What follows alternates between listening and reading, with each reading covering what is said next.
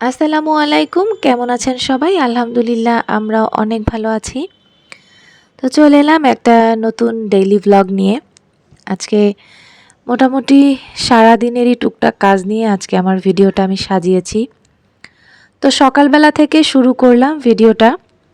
সকালবেলা ঘুম থেকে উঠে ফ্রেশ হয়ে তারপরে নাস্তা বানাতে চলে এলাম, আর বাইরের ওয়েদারটা একদম মেঘলা মেঘলা। আজকের ভিডিওটা ছিল শুক্রবারের ভিডিও, মানে বাবুরা বাসায় ছিল, যার জন্য সকালবেলা আমার একটা নাস্তা বানানোর প্যারা আছে।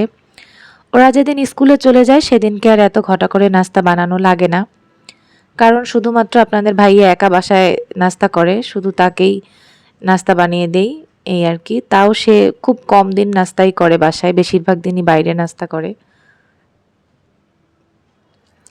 এই তো আপনারা যে দেখতে পাচ্ছেন আমার চুলার পাশে আমি একটা মোটা কাগজ লাগিয়ে রেখেছি।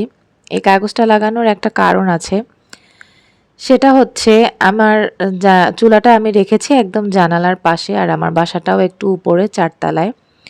তো বাইরে থেকে টুকটাক বাতাস সবসময়ই আসে, যার জন্য আমার চুলা জ্বলে না। তো এরপরে আমি এই টেকনিকটা খুঁজে বের করেছি, বের করে হচ্ছে আমি এখানে একটা মোটা কাগজ লাগিয়ে দিয়েছি। কিছুদিন পর পর আমি হচ্ছে এই কাগজগুলো চেঞ্জ করে দিই, কারণ রান্না করতে করতে তেল ছিটে কাগজটা নষ্ট হয়ে যায়। এরপরে আমি আবার যখন নষ্ট হয়ে যায় তখন হচ্ছে আমি আবার এই কাগজটা চেঞ্জ করে ফেলি।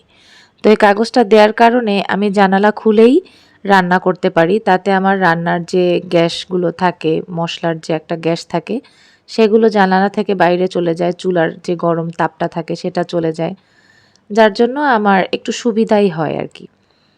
এই তো কথা বলতে বলতে আমার চা বানানো চলছে, আর পরোটা ভেজে নিয়েছি, যেহেতু আজকে ছুটির দিন ছিল তাই পরোটা বানাতে বলেছিলাম কাজের আপাকে।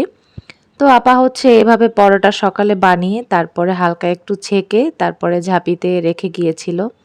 তো ঠান্ডা হয়ে গেছে, এখন আমি 2টা টিস্যু দিয়ে আমার একটা এরকম বক্স আছে রুটি পরোটা রাখার, সেটার মধ্যে রেখে দিলাম। এটা আমি আরও 3-4 দিন খেতে পারবো।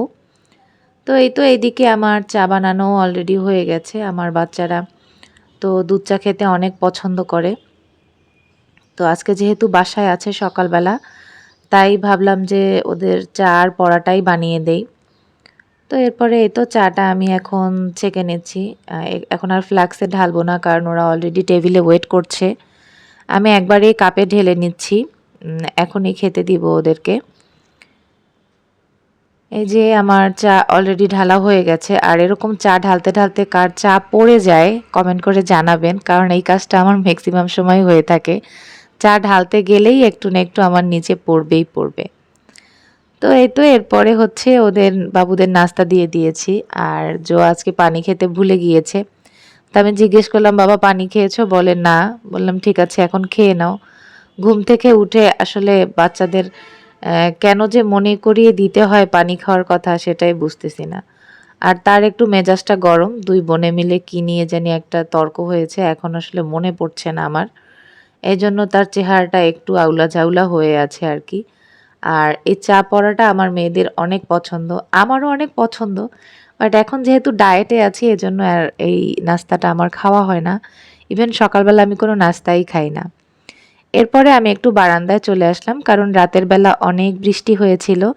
তো বারান্দায় আসছি দেখতে গাছগুলোর কি অবস্থা। এসে দেখি ছোট টবে এই যে পানি জমেছিল সেটা ফেলে দিলাম। আর আমি যখন অসুস্থ ছিলাম এই গাছটা তখন ভেঙে গিয়েছিল। তো এখন গোড়া থেকে ছোট ছোট ডাল গজাচ্ছে, দেখি এটার ভবিষ্যৎ কি হয়। আপনাদের অবশ্যই শেয়ার করব যদি এই গাছটায় অন্য ডাল বের হয়।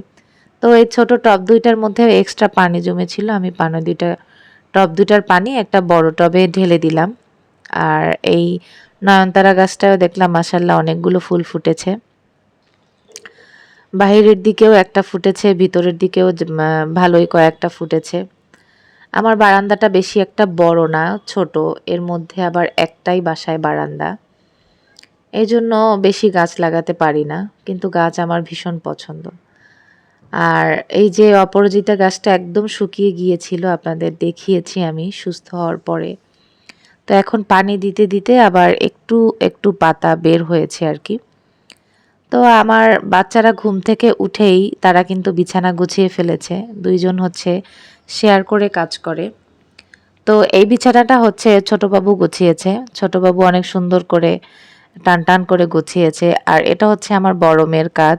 সে হচ্ছে কোনো রকম একটা কাজ সারতে পারলেই হয়েছে। সেটা সুন্দর কিংবা পরিপাটি করতে হবে এই সেন্সটুকু তার নেই। তার কাছে কাজ মানেই হচ্ছে ঝামেলা। আর কাজের আপা হচ্ছে আজকে পাট শাক কুচি করে দিয়ে গিয়েছিল আর লাউ। তো সেগুলোই আমি রান্না করছি। পাট শাক ভাজি আমার অনেক পছন্দ, কিন্তু দুর্ভাগ্যবশত আমাকে ডাক্তার পাট শাক খেতে নিষেধ করেছে। মূলত লোদ জাতীয় সকল সবজিই আমার খাওয়া নিষেধ। শরীরে ইউরিক অ্যাসিড অনেক বেশি থাকার কারণে ডাক্তার আমাকে এই সবজিগুলো খেতে নিষেধ করেছে। কিন্তু আজকে অনেক দিন পর রান্না করছি, মানে বলতে পারেন যে এই পাট শাকের সিজনে এই প্রথমবারই এই বছর আমরা পাট শাকের ভাজি করছি।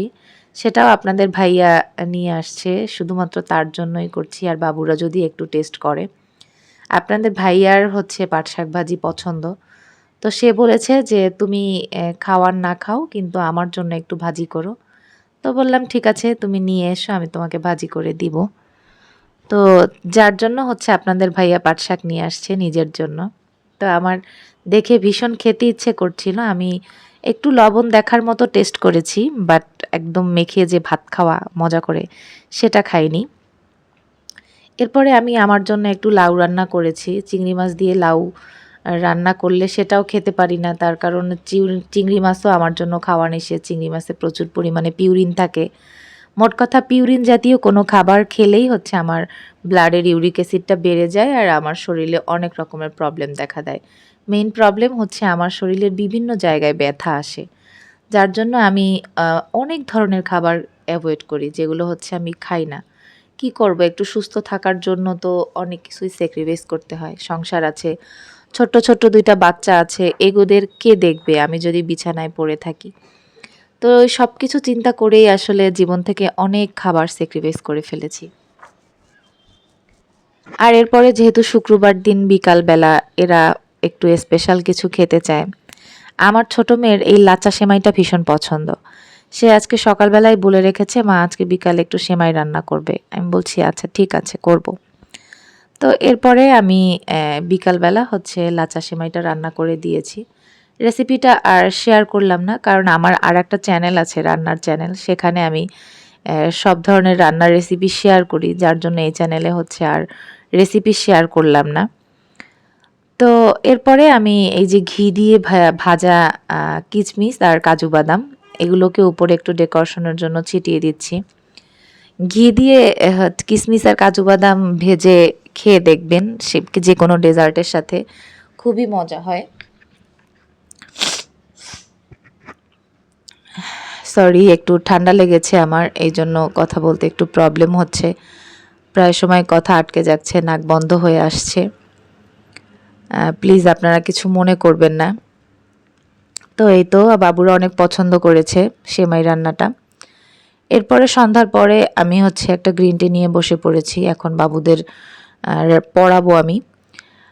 ওদের সন্ধ্যার পরে আমিই পড়াই। ছোট মেয়ের টিচার নেই, ছোট মেয়েকে আমিই পড়াই, কারণ ও অনেক ছোট, ও টিচারের কাছে অত ভালো পড়া বোঝে না, যতটা না আমার কাছে বোঝে। তো সন্ধ্যাবেলা আমি শুধুমাত্রই গ্রিন টিটাই খাবো, আর কিছুই খাবো না। যেহেতু আমি রাতের খাবারটা ৮টা সাড়ে ৮টার মধ্যেই খেয়ে ফেলি, তাই আমার সন্ধ্যায় কোনো ভারী নাস্তা খেতে হয় না। ভারী নাস্তা খেলে আবার প্রবলেম আছে, তাহলে আবার রাতে ক্ষুধা লাগতে দেরি হয়। তো এজন্য আমি আর রাতের সন্ধ্যায় কোনো ভারী নাস্তা খাবো না। এরপরে বাবুদের পড়াতে বসিয়ে ফেলেছি, দুইজনকে দুই পাশে নিয়ে বসেছি, আমি মাঝখানে বসেছি। মানে সন্ধ্যার পরে আমি ওদেরকে ডাইনিং টেবিলেই পড়াই, তাতে আমার সুবিধা হয়, দুইজন দুই পাশে থাকে, আমি মাঝখানে থাকি। তো এই তো আজকের ভিডিও এই পর্যন্তই। কেমন লাগলো ভিডিওটা কমেন্ট করে অবশ্যই কিন্তু জানাতে ভুলবেন না। যারা যারা এতক্ষণ ধরে আমার ভিডিওটা কন্টিনিউ করেছেন তাদেরকে অনেক অনেক ধন্যবাদ। অবশ্যই কিন্তু একটা লাইক দিয়ে কমেন্ট করে তারপরে কিন্তু আপনার মতামতটা জানাবেন। জানি আপনারা অনেকেই আমার ভিডিও দেখেন কিন্তু লাইক দিতে ভুলে যান। প্লিজ এই ভুলটা করবেন না।